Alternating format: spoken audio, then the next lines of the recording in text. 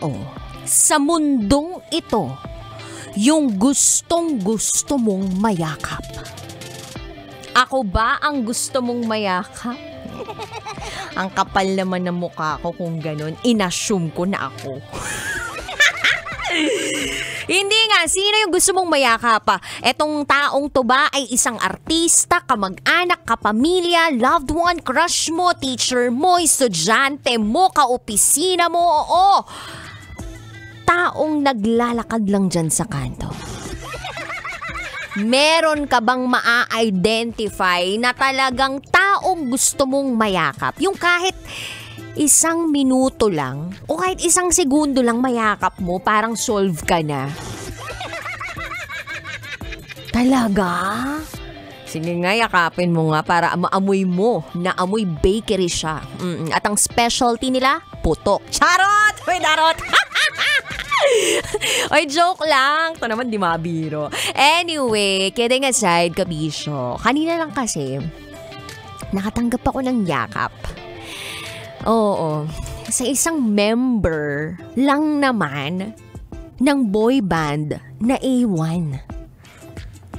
Yung kumanta ng Like a Rose, Every Time, Heaven by Your Side. Kahit, nayakap ako ni Ben. Niyakap niya ako. Kasi galing ako sa press conference kanina sa Novotel ng A1 dahil may concert nga sila dito sa Pilipinas. It's a 4-day concert. And ako po yung pinadala ng Manila Broadcasting Company para interviewin sila. At first, sabi ko, OMG, papadala ko. Ang hirap nito kasi English. Baka hindi kami magkaintindihan. Alam mo na, kasi I'm a Filipina, conservative one. Tapos, biglang papadala niyo ako doon. English yun. Baka duguin ako. Kakadugo ko lang nitong nakaraan dahil buwan ng dalaw. Charot! Nag-overshare yarn. Pero, ganun nga. Parang, papadala ako doon. English. So at first, parang naninervyos talaga ako. Actually, hanggang sa yung moment na tinawag na yung MBC, tapos nandun na ako, naninervyos pa rin ako. Pero siguro dahil sobrang kapal talaga ng mukha ko.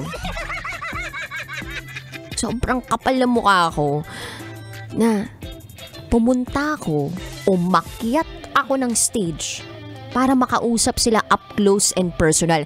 Hindi ko ginamit yung mikropono sa baba nung mismong stage kasi gusto ko ngang umakyat. So sabi ko, I think the microphone isn't working. Tapos, I wanna get near you guys. So, pinalapit nila ako. Oo, and the rest is history. Tapos yun. So, nagtanong ako. Tapos, nagkaroon kami ng conversation. Tapos, ang saya-saya ko lang. Tapos, nakakuha ko ng hug from Ben. Kasi meron silang latest single. Yung latest single nila, ang title nun is Call Me When You Land. So, doon sa kantang yun, ine-explain nung mismong kanta na yun na paramdam mo sa mga taong mahal mo sa buhay yung pagmamahal na meron ka. And kapag nakita mo yung taong yun, yakapin mo sila. So, sinample sa akin ni Ben yun kanina. Tapos, parang sabi ko, oh my God, kinikilig ako. Pero dapat low-key lang. Pero yun lang. So, na-share ko lang na hinag ako ngayon. And I think, yung hug, kabisyo, yung yakap, nakaka-energize talaga yan. Lalong-lalo na kung manggagaling yan sa tamang tao. Pero kung manggagaling yan sa mabahong tao, hindi nakaka-energize yan. Charot! Darot! And I hope you are all energized today. Especially kasama nyo na ako 3 to 5 p.m. Ang babaeng naniniwalang hindi ba ako palaging may pera? At least palagi naman akong maganda. This is me, the one and only DJ Rocketera.